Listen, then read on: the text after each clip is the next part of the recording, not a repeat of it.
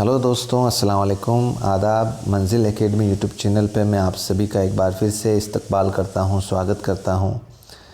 दोस्तों, मंजिल academy YouTube channel आपको आपकी जो मंजिल है उर्दू लैंग्वेज का जो पाठ्यक्रम है उसको पूरा करवाने के लिए लगातार प्रयासरत है। साथियों, उर्दू लैंग्वेज का जो पाठ्यक्रम है बिल्कुल बेसिक से पढ़ रहे हैं हम। अगर आप चैनल पर नए हैं तो चैनल को सब्सक्राइब करें और इससे पहले वाले जितने भी वीडियो अपलोड हुए हैं उसको आप ज़रूर देखें, ताकि आप बिल्कुल बेसिक से उर्दू लैंग्वेज का जो पाठ्यक्रम है उसके कॉन्सेप्ट को समझ पाएँ। बिना किसी देर के आज की क्लास हम शुरू करते हैं। उर्दू ग्रामर को लेकर जो हमारी क्लासेस चल रही थी साथियों, इससे पहले हमने इस्म, ज़मीर, सिफ़त ये सब पढ़ लिया था। आज हमारे बहुत ही बड़ा टॉपिक है और बहुत ही इम्पोर्टेंट टॉपिक है साथियों। निश्चित रूप से आपको इसमें से 2-3 सवाल देखने को मिलेंगे और उस टॉपिक का नाम है हुरूफ और उसके अक़साम। हुरूफ और उसके अक़साम। यहाँ पे अब सबसे पहले हम पढ़ते हैं हुरूफ की। यहाँ पे हुरूफ की सबसे छोटी इकाई, हुरूफ नहीं, यहाँ पर ज़बान था। यहाँ पर क्या है साथियों? ज़बान लफ्ज़ है। यहाँ पर ज़बान, यहाँ पर क्या है? ज़बान। ज़बान की सबसे छोटी इकाई क्या होती है साथियों? हर्फ होती है। क्या होती है? हुरूफ होती है।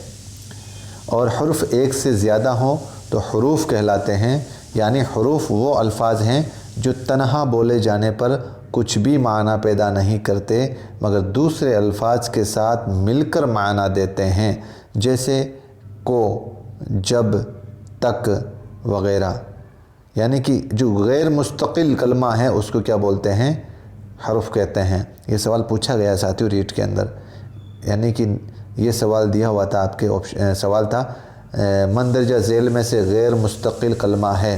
अब इसमें आ गया हरफ, आ गया इस्म, आ गया ज़मीर, आ गया सिफ़त, आ गया। यानी जिसका सिंगल अगर ये कहीं पे आता है तो उसका कोई माना नहीं निकलते हो, लेकिन किसी दूसरे के साथ मिलकर उस शब्द का, उस लफ्ज़ का माना दे तो वो क्या होता है? हरफ होता है साथियों। अब यहाँ पर देखो, हर्फ हुरूफ जो होते हैं वो 2 तरह के होते हैं। एक होता है हुरूफ लफ्ज़ी और एक होता है हुरूफ मानवी। कोई भी हुरूफ होगा वो 2 तरह का होगा, या तो हुरूफ लफ्ज़ी होगा वो, या हुरूफ मानवी होगा। हुरूफ लफ्ज़ी वो हुरूफ होते हैं जिससे मिलकर अल्फाज बनते हैं। जिससे मिलकर क्या बनते हैं? अल्फाज बनते हैं। जैसे अलिफ, बे, दाल, जाल, दाल, जीम, स्वाद वग़ैरह। ये क्या है? हुरूफ लफ्ज़ी हैं। अब ये जब आपस में मिल जाएंगे ना तो ये कोई दूसरा अल्फाज बना लेंगे। हुरूफ मानी ये वो हुरूफ होते हैं जो हुरूफ लफ्ज़ी से मिलकर तो बनते हैं लेकिन इनका कोई माना नहीं होता, इसीलिए इन्हें लफ्ज़ नहीं कहते बल्कि हुरूफ ही कहते हैं। और ये इस्म और फ़ेल के साथ मिलने के बाद माने को ज़ाहिर करते हैं, जैसे से, का, ने, रा वग़ैरह। देखो साथियों, आप इस तरीके से समझो, हुरूफ लफ्ज़ होगा ना, लफ्ज़, हुरूफ लफ्ज़ी, ये तो सिंगल, जैसे कोई हिंदी में अपन बोलते हैं ना वर्ण है। वर्ण सिर्फ जैसे अलिफ, अलिफ, बे, ते, ये तो सिंगल है, कोई माना नहीं है इसका, तो ये है हुरूफ लफ्ज़ी। लेकिन जब ये दोनों मिल जाएं, जैसे मान लो कि जीम और बे मिल गया, तो इससे क्या हो गया? जब एक लफ्ज़ बन रहा है, लफ्ज़ बन रहा है कि नहीं बन रहा है, लेकिन जब ये भी पूरा मफ़हूम कहाँ दे रहा है? ये पूरा मफ़हूम कब देगा? जब ये किसी इस्म या फ़ेल के साथ जुड़कर आएगा। इस्म का मतलब मैं पूरा सेंटेंस काम में लूँगा ना, तब ये काम आएगा। जैसे मान लो कि जब तक तू आएगा मैं चला जाऊँगा, तो पूरा सेंटेंस आ गया ना। तो ये हुरूफ मानवी जो होते हैं, मानी जो होते हैं, वो लफ्ज़ नहीं कहलाते। क्यों नहीं कहलाते? अगर सिंगल हैं तब तक तो, वाहिद है तब तक तो नहीं कहलाएंगे, लेकिन जब ये अगर किसी इस्म और फ़ेल के साथ मिलकर माना ज़ाहिर करें तो ये हुरूफ मानी होते हैं। अब देखो साथियों, हुरूफ मानी की किस्में। हुरूफ मानी की किस्में प्रमुख रूप से ख़ास तौर पर हुरूफ मानी की किस्में 4 हैं, जिसमें पहली है हुरूफ रब्त या हुरूफ जार भी बोलते हैं इसको, हुरूफ रब्त या हुरूफ जार। अब हुरूफ अत्फ़। हुरूफ अत्फ़ साथियों इसकी भी 5 किस्में हैं। वस्ल है, तरदीद है, इल्लत है, बयान है और शर्त है। अब तीसरी किस्म है हुरूफ की, वो है हुरूफ तख़सीस, हुरूफ तख़सीस। और चौथी है हुरूफ फ़जाइया, हरूफ फुजाइया। इसकी भी 5 किस्में हैं। पहली किस्म है निदा या तंबिया भी बोलते हैं। तंबिया के माने होता है ख़बरदार करना।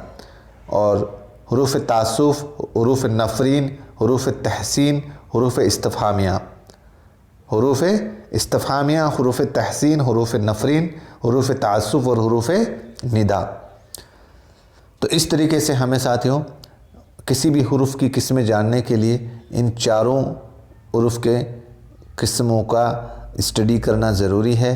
पहला है हरूफ रब्त जार, दूसरा है हरूफ अत्फ़, तीसरा है हरूफ तख़सीस, चौथा है हरूफ फजाइया। अब एक एक करके हम इसको स्टडी करते हैं। सबसे पहला है साथियों हरूफ रब्त या जार।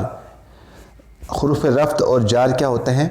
जो हरूफ दो लफ्ज़ों के ताल्लुक़ को ज़ाहिर करे, जो हरूफ दो लफ्ज़ों के ताल्लुक़ को ज़ाहिर करे, यानी जो हरूफ किसी इस्म को फ़ेल के साथ मिलाए, वो हरूफ रब्त कहलाते हैं। वो हरूफ रब्त कहलाते हैं। जो हरूफ दो लफ्ज़ों के ताल्लुक़ को ज़ाहिर करे, यानी उन्हें जो इस्म और फ़ेल के साथ मिलाए, वो हरूफ रब्त कहलाते हैं। मिसाल देखो, जैसे किताब मेज़ पर रखो, तो यहाँ पर जो लफ्ज़ है ना साथियों, ये क्या है? हरूफ रब्त या जार। यानी कि आप रब्त और जार से इस तरीके से समझो साथियों, आपने इंग्लिश के अंदर पढ़ा होगा प्रीपोजिशन। प्रीपोजिशन क्या काम करते हैं? किसी भी संज्ञा या सर्वनाम के साथ जुड़ते हैं ना, और उसको अर्थ प्रदान करते हैं। इसी तरीके से उर्दू के अंदर हरूफ रब्त और जार ये क्या करेंगे? पूरे एक जुमले को माना प्रदान करेंगे। जैसे इस जुमले को मैं यहाँ ऐसे बोल दूँ, किताब मेज़ रखो, किताब मेज़ रखो, अलग अलग माना हो जाएंगे। लेकिन किताब मेज़ पर रखो, तो यहाँ पर ये क्या हो जाएगा? रब्त हो जाएगा। नोट लगाकर एक बात लिखो साथियों,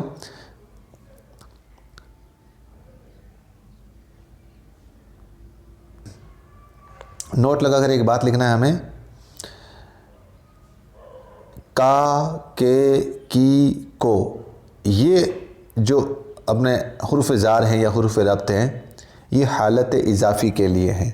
हालत इजाफ़ी के लिए, यानी कि किसी भी जुमले को बढ़ाने के लिए है, इजाफ़त करने के लिए है उसमें।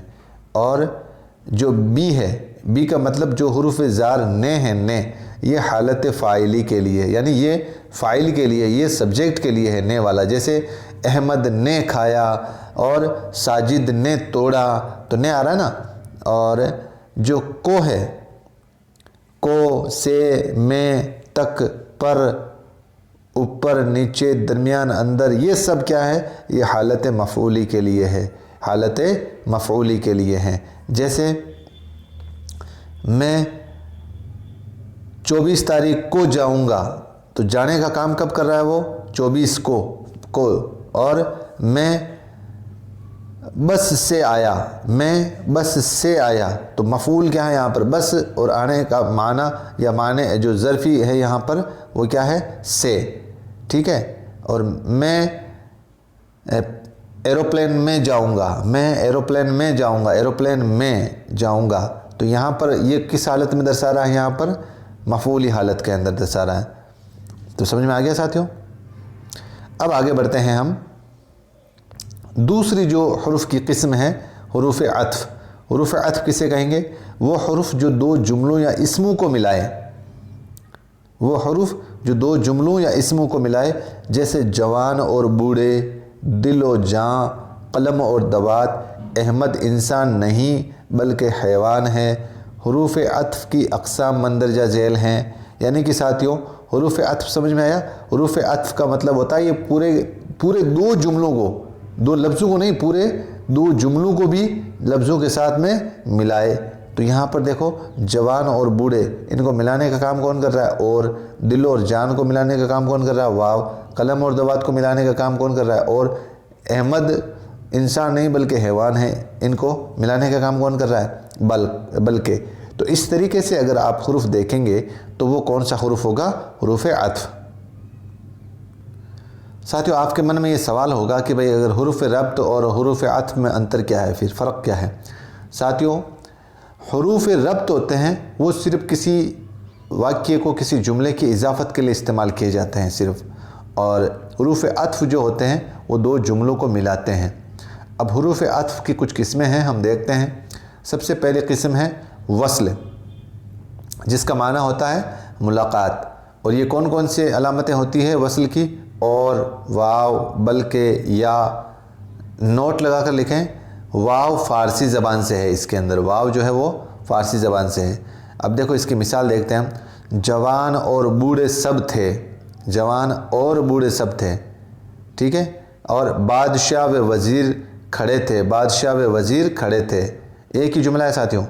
क्या वो और क्या तुम दोनों एक हो? क्या वो और क्या तुम दोनों एक हो? एक नहीं बल्कि दो हैं, एक नहीं बल्कि दो हैं। अलग अलग वाक्य हैं दोनों साथियों। यहाँ पर बल्कि का इस्तेमाल हुआ है, यहाँ पर क्या का इस्तेमाल हुआ है। अगर इस तरीके से आपके कोई भी अलामत आपको देखने को मिले तो वहाँ पर कौन सी अलामत होगी? वहाँ पर कौन सा हुरूफ होगा? हुरूफ अत्फ का वस्ल।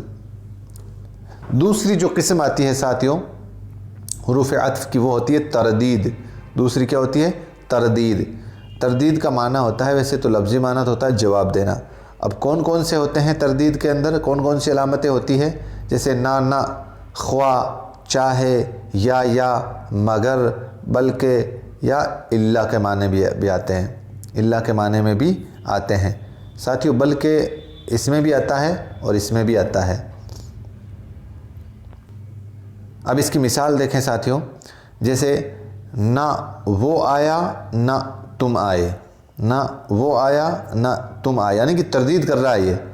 अगला वाक्य है ख्वा तुम आओ ख्वा उसे भेजो, यानी कि चाहे तो तुम आओ चाहे उसे भेजो, चाहे रहो चाहे चले जाओ। ये तरदीद कर रहा है साथियों यहाँ पर।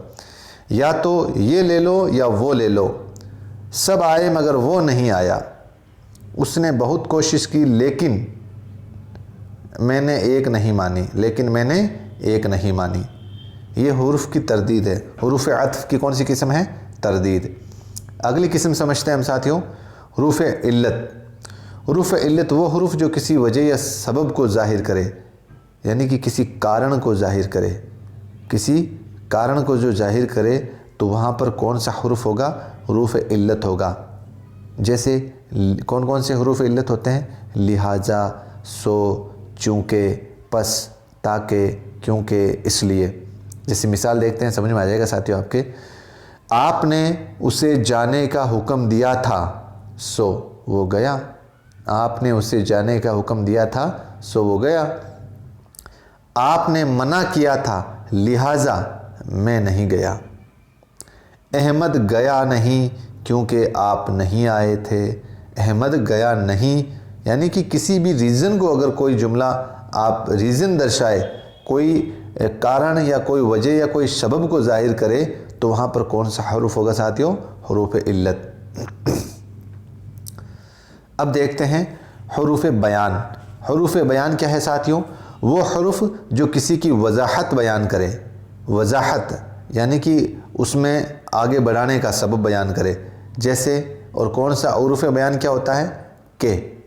मिसाल देखें आप, उस्ताद ने शागिर्द से कहा कि सबक पढ़ो, के सबक पढ़ो। यहाँ पर वजाहत कर रहा है एक उस्ताद अपने शागिर्द से, तो यहाँ पर हुरूफ बयान क्या है साथियों? के। हुरूफ शर्त, जैसे नाम से ही पता है उसमें कोई ना कोई शर्त होगी, तो हुरूफ शर्त वह हुरूफ जो शर्त के मौके पर बोले जाते हैं। और शर्त के जुमले कौन कौन से होते हैं? जो, अगर, अगरचे, जूँ ही, जब, जब तक, ता वक्ते के। मिसाल देखें, अगर वो नहीं आया तो मुझे जाना पड़ेगा, शर्त है ये, अगर वो नहीं आया तो मुझे जाना पड़ेगा। और दूसरा जुमला देखते हैं, जो तुमने कुछ कहा तो ठीक नहीं होगा, जो तुमने कुछ कहा ना तो ठीक नहीं होगा। ये शर्त डाल रहा अगले के सामने, तो शर्त वाला कोई भी जुमला होगा उसके अंदर कौन सा हुरूफ पाया जाएगा? हुरूफ शर्त। अब साथियों हुरूफ की जो तीसरी किस्म है वो है हुरूफ तखसीस। हुरूफ तखसीस लफ्ज़ के माने में ख़ासियत पैदा करने वाला। तखसीस किसे कहते हैं? लफ्ज़ के माने में ख़ासियत पैदा करने वाला। अब हुरूफ तखसीस कौन कौन से होते हैं? जैसे ही, तो, भी, हर, किस, कोई, तब से। ये जितने भी वर्ड हैं साथियों, जितने भी शब्द हैं, जितने भी लफ्ज़ हैं, ये हुरूफ तखसीस के हैं। और एक बात और लिखें, हुरूफ तखसीस जब इस्म या फ़ेल के साथ आते हैं तो ख़ासियत बयान करते हैं। हुरूफ तख़सीस जब भी किसी इस्म या फ़ेल के साथ आते हैं तो ख़ासियत बयान करते हैं। मिसाल देखें, तुमने ही घर बनाया है, तो यहाँ पर तुम्हारी ख़ासियत बयान कर रहा है। ये तुमने ही घर बनाया है, उसने नहीं बल्कि तुमने ही घर बनाया है। तुम तो ठीक हो गए थे ना, वो तो चलो कोई बात नहीं, वो तो ठीक नहीं हुआ कोई बात नहीं, लेकिन तुम तो ठीक हो गए हो ना, तो के माने में ये उसकी खासियत बयान कर रहा है। तुम भी खिलाड़ी हो, यानी कि तुम भी खिलाड़ी हो, और हर शख्स खुदगर्ज है, हर शख्स खुदगर्ज है। यहाँ पर नोट लिख कर एक बात लिखें, जब ये ही लफ्ज़ है ना, ही लफ्ज़ बाज़ इस्म और ज़मीर के साथ मिलकर आए, मिलकर मुरक्कब अल्फाज बनाते हैं। मुरक्कब वही दो लफ्ज़ जुड़कर नया लफ्ज़ बनना। तो जैसे के और बे, कब के साथ में अगर ये ही लफ्ज़ जोड़ दिया तो क्या जुमला हो जाए, क्या वर्ड हो जाएगा वो, कभी। अब के साथ में ही जोड़ दिया तो अभी, कहाँ के साथ में ही जोड़ दिया तो कहीं, तब के साथ में ही जोड़ दिया तो तभी।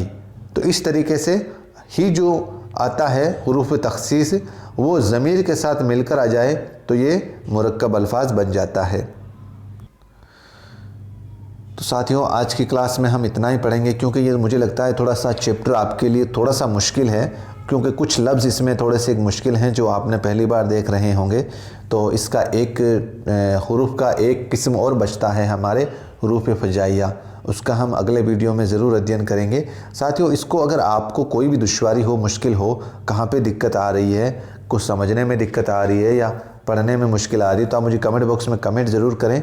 और मेरा ये गुजारिश है आपसे कि इस वीडियो को आप 2-3 बार देखें, तो आपको ये जो लफ्ज़ है ना, ये मुश्किल नहीं लगेंगे, आसान लफ्ज़ लगने शुरू हो जाएंगे।